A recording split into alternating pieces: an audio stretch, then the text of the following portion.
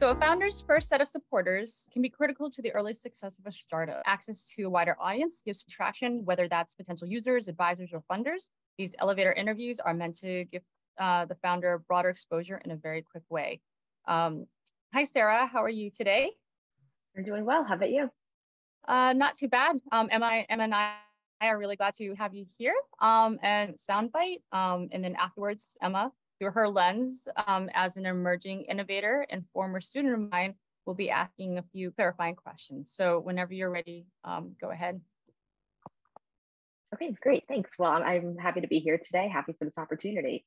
My name is Sarah Lee, and I'm the CEO and founder of Relavo, a medical device venture that's changing the way that kidney failure patients receive treatment by making home dialysis safer and more accessible. Peritoneal dialysis, or PD, is a home-based form of treatment for kidney failure that offers patients better health outcomes and higher satisfaction compared to other forms of dialysis. PD is especially important now as recent government programs aim to increase home dialysis use from just 5 to 50% of incident kidney failure patients by 2025. But despite its benefits, PD comes with a huge risk. Peritonitis is an infection of the peritoneal membrane, commonly caused by contaminated connection points in the PD system.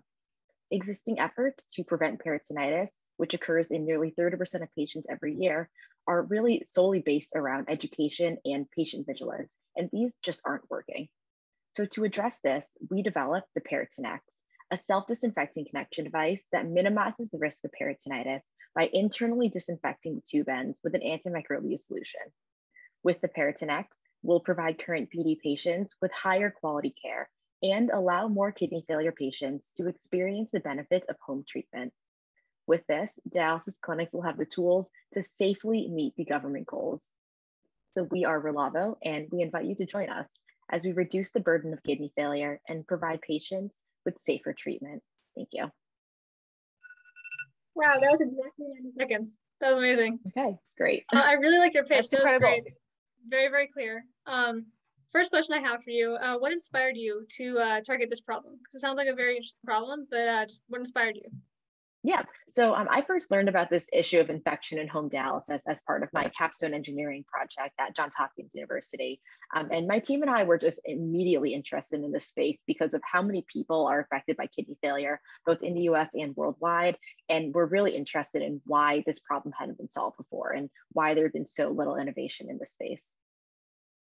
That's very interesting. And you mentioned that it hasn't been solved before. Is there any other solution to this, or is yours the first venture addressing this? Yeah, so there have been a few attempts in the past. As mentioned, the standard of care really is based around, around education and telling patients to be really careful. And the reason why some other attempts for product interventions have failed in the past is because of compatibility issues with some of the major dialysis manufacturers, as well as major usability issues. And this PD is already so burdensome for patients that it's really important that any infection prevention measures don't add to that burden.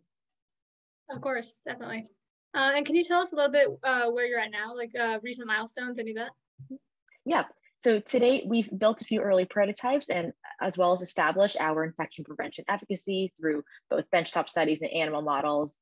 We've raised about $2 million in non-dilutive funding, including NSF, SBIR phase 1 and 2 grants, and the Kidney X Redesigned Dialysis Award. As well as have participated in a number of accelerator programs like Mass Challenge and MedTech Innovator. Wow, wonderful. That's impressive. So we always end our interview with a current ask.